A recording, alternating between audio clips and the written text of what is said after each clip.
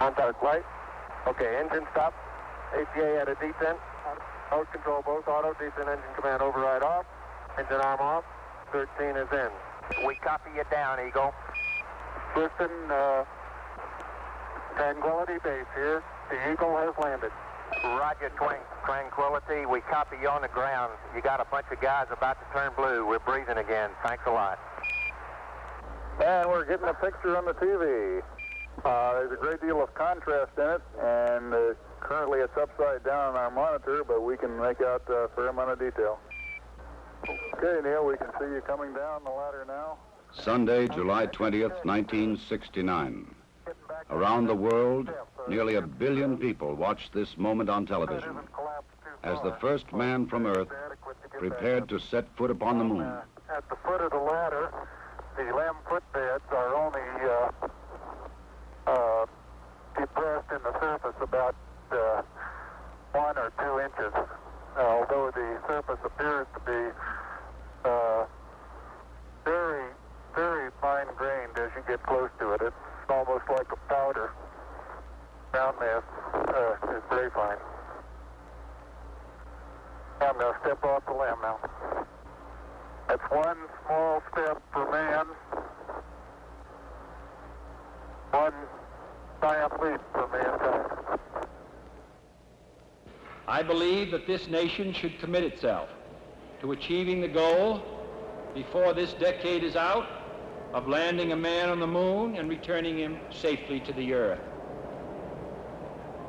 All that we have accomplished in space, all that we may accomplish in days and years to come, we stand ready to share for the benefit of all mankind. As we explore the reaches of space, let us go to the new worlds together, not as new worlds to be conquered, but as a new adventure to be shared. Since the earliest time, man has imagined this moment, the moment when his fellow man would make the first journey to the moon. Now the time had come. In the 6th decade of the 20th century, the ancient dream was to become a reality.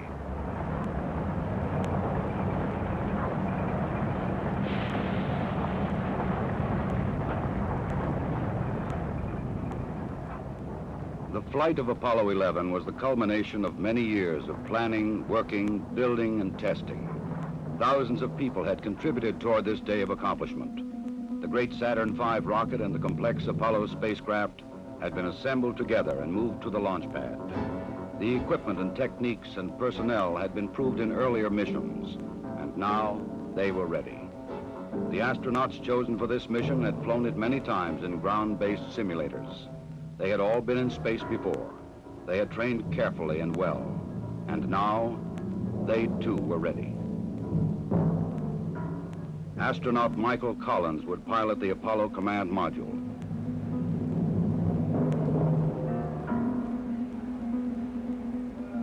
Astronaut Edwin Aldrin Jr. would pilot the Lunar Module.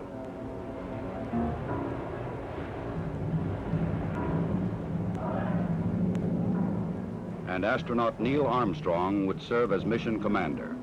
Armstrong would be the first man to step upon the moon.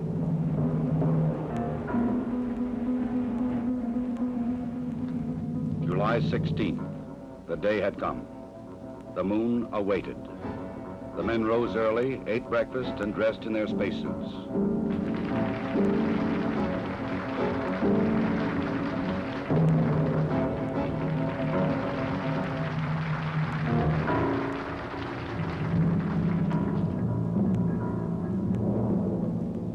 Other astronauts had made this journey to the launch pad, but never with such anticipation. 9:32 a.m., July 16th.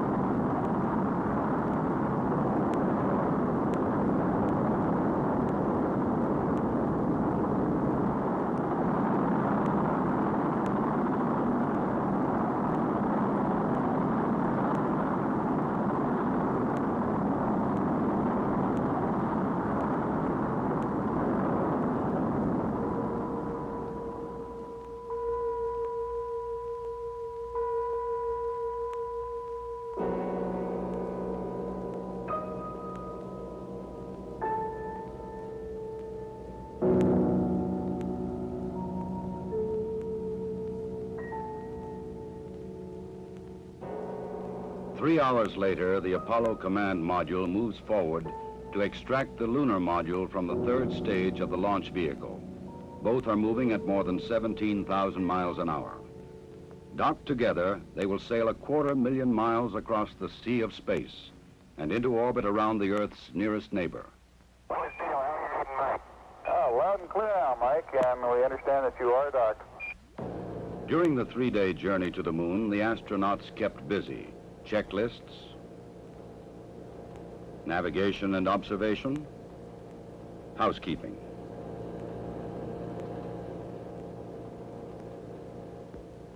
They must work in a weightless environment, keeping their spacecraft and themselves in good condition.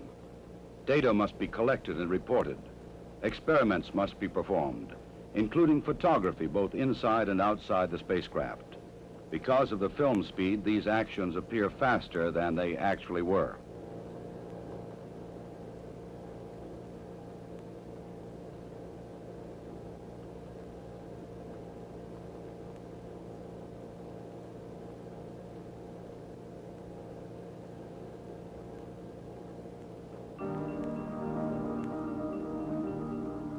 July 19th.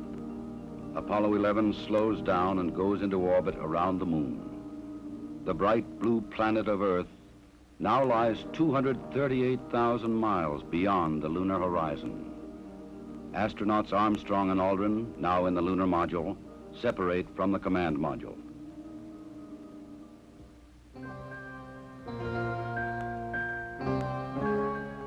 Astronaut Collins remains behind.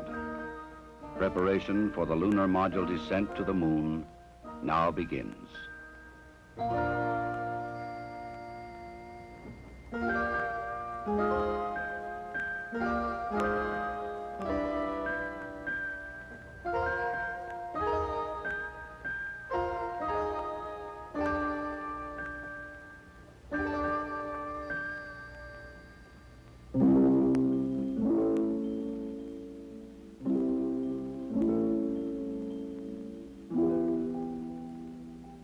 The command module assumes the new name, Columbia.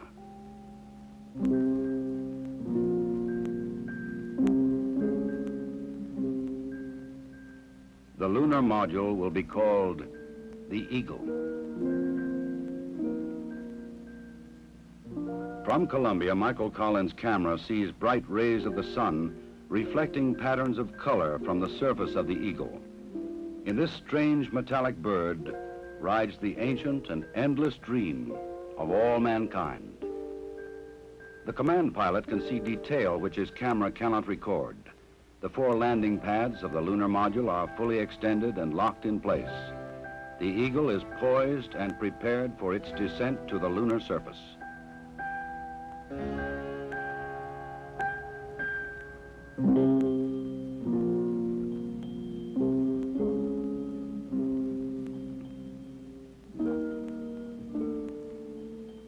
The moon landing craft rocket engine fires to slow it down and to place it on the pathway to the landing site in the Sea of Tranquility. There is tension and caution as the Eagle flies lower. Warning lights blink on as the computer tries to keep up with the demand for control data, but the status remains go. Eagle, we got you now. It's looking good, over. Roger, copy. Eagle Houston, after yaw around, angles, S-band pitch, -9er, yaw, +18. Roger, you're a go to continue power descent. You're a go to continue power descent. Altitude now 21,000 feet, still looking very good. Velocity down now to 1,200 feet per second. You're looking great to us, Eagle. Give us a reading on the 1202 program alarm. Roger, we got you. We're going at alarm. Good radar data. We're now in the approach phase, everything looking good. Altitude 4,200. Houston, you're a go for landing, over. Roger, understand. Go for landing. 3,000 feet. Copy. Alarm. Altitude 1,600. 1,400 feet, still looking very good. 700 feet, 21 down. 33 degrees. 100 feet, down at 19. 1201. 1201. Roger, 1201 alarm. We're go, same type, we're go. Altitude, velocity, light. 8.5 down, 220 feet. 13 forward. 11 forward, coming down nicely, 200 feet. 4.5 down, 5.5 down. 60 seconds. Lights on. 6. Down 2.5. Forward. Forward. That's 40 feet, down 2.5. Picking up some dust. 4 forward. 4 forward, drifting to the right a little. That's 8. Contact light. Okay, engine stop. We copy you down, Eagle. Tranquility Base here. The Eagle has landed.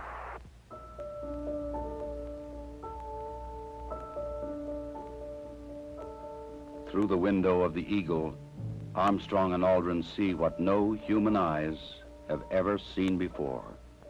Their spacecraft casts a long shadow across the undisturbed dust of centuries.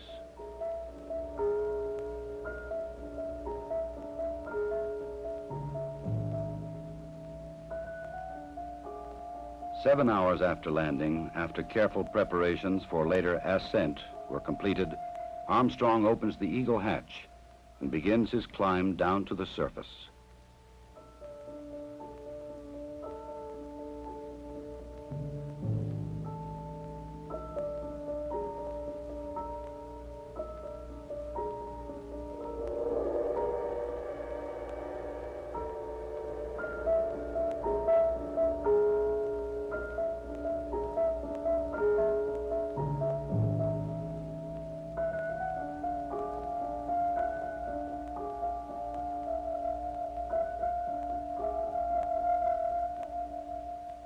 The first footsteps on this strange new world must be taken cautiously.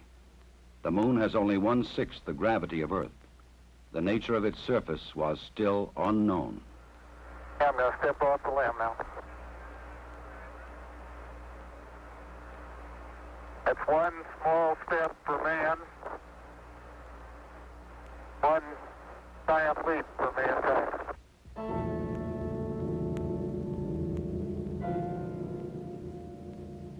Once on the surface, Armstrong scoops up a small sample of lunar dust and rock, precaution against the possibility of an emergency takeoff.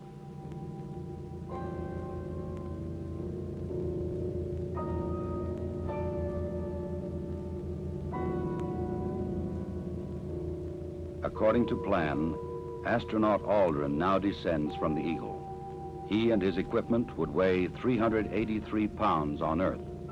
Here, they weigh about 66 pounds.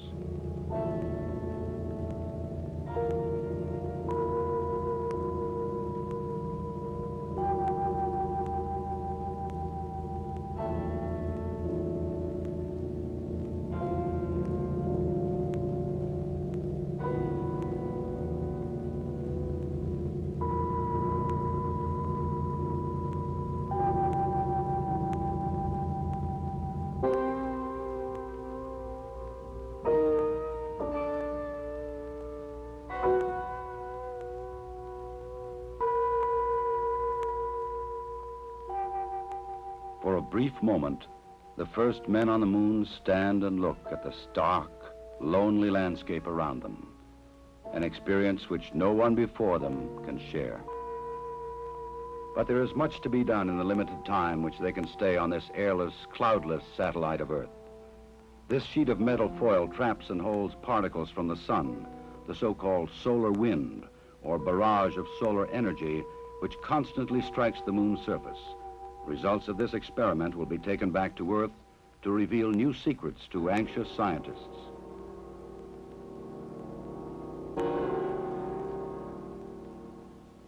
An American flag is left behind on the moon, together with medals honoring American and Soviet spacemen who lost their lives in earlier space tests, and a small disc carrying messages of goodwill from 73 nations on Earth.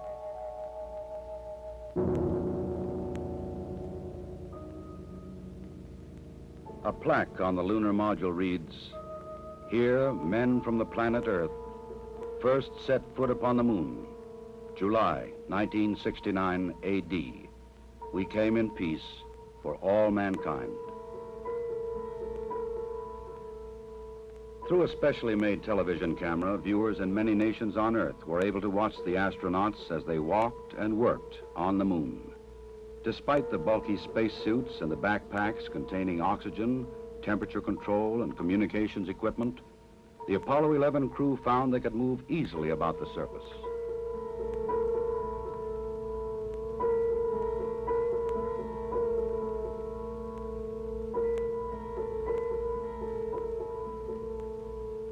Because there is no wind or rain on the moon, these footprints will remain for centuries.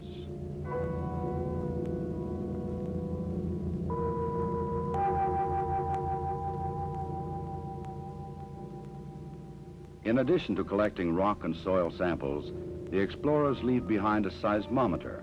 This highly sensitive device would send back valuable information on external meteoroid impacts, as well as internal lunar movements.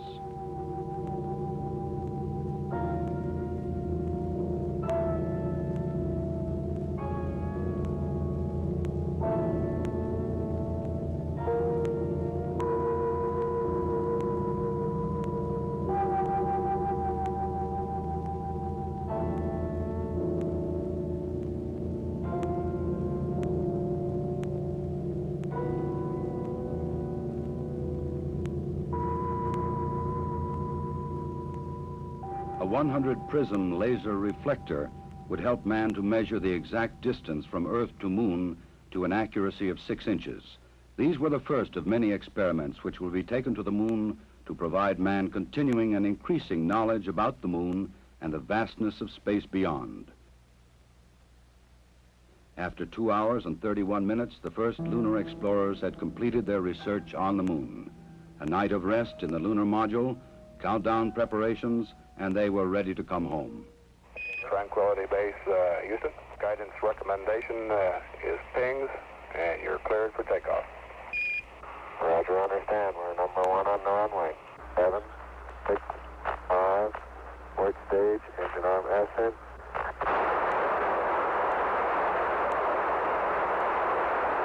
Shadow, beautiful. Very smooth. Very quiet ride. There's that one crater on there.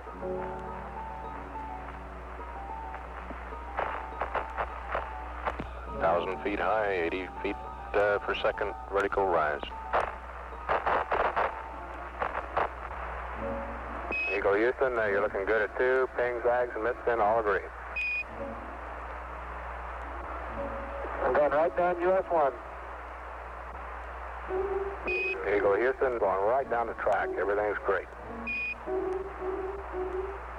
Horizontal velocity approaching 2,500 feet per second. Roger. Some 120 miles to go until insertion. July 21st. The Eagle and its 2-man crew lifted off the Moon perfectly and climbed slowly to rendezvous and dock with the mothership, Columbia.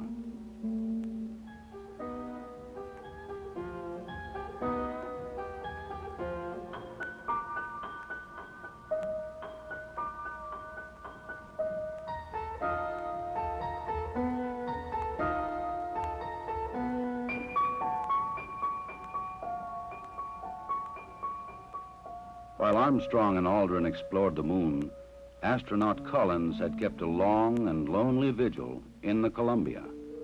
The approaching Eagle was a welcome sight.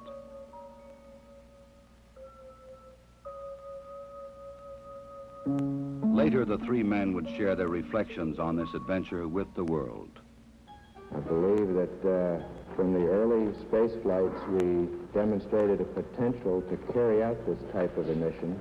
And again, it was a question of time until this would be accomplished.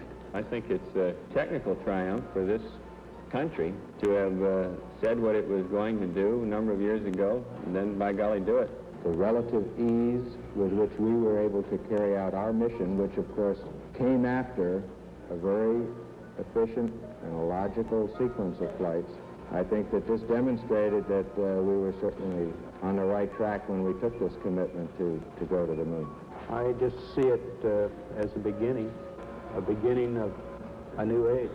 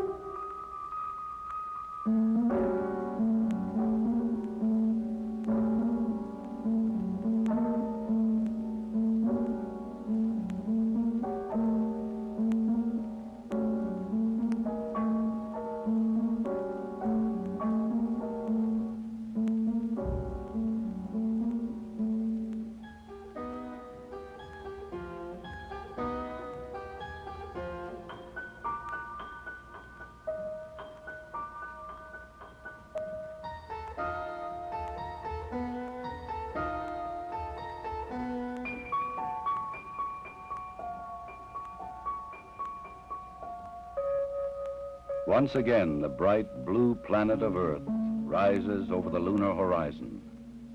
For those who had witnessed man's landing in the Sea of Tranquility, the moon would never again appear quite the same.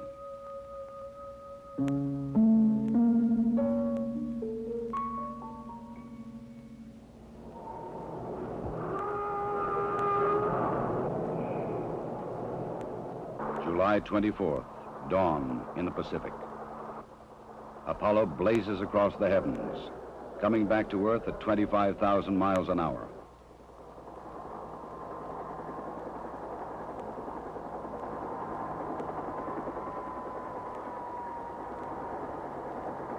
President Richard Nixon, who had talked with the astronauts by telephone while they were on the moon, was waiting aboard the recovery carrier to welcome the returning voyagers.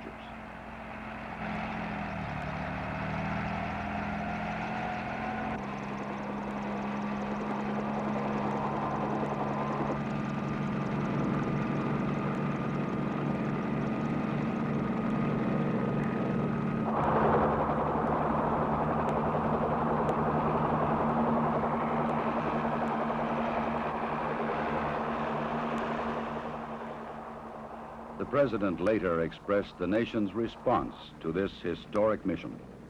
Some way, when those two Americans stepped on the moon, the people of this world were brought closer together. That it is that spirit, the spirit of Apollo, that America can now help to bring to our relations with other nations. The spirit of Apollo transcends geographical barriers and political differences. It can bring the people of the world together in peace. To protect against any possible lunar contamination, the astronauts put on airtight special garments before coming aboard the rescue ship.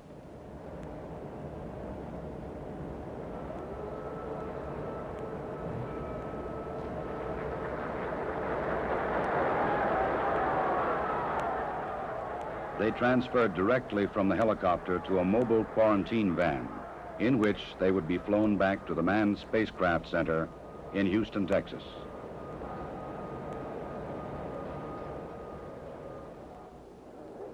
July 27th. The journey was ended. They were home again.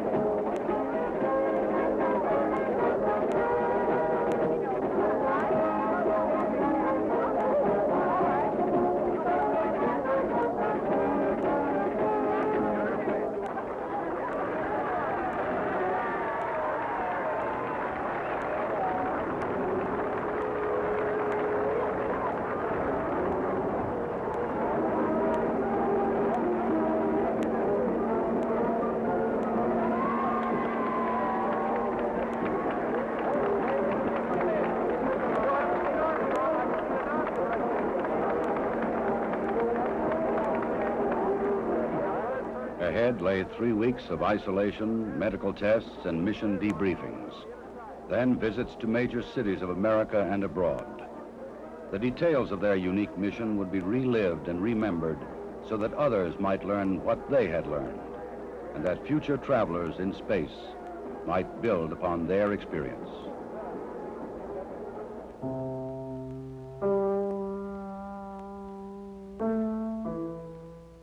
The rock and soil samples brought back would be examined and analyzed by scientists in many lands.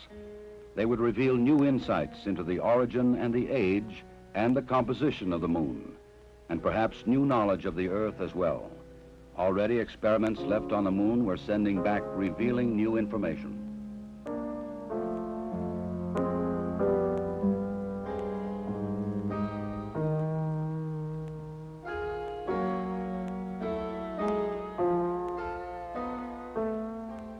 The mission was successfully completed.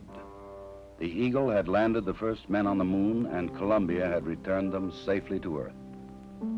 Wherever man journeys tomorrow across the ocean of our universe, history will remind him that Apollo 11 was mankind's first encounter with a new world.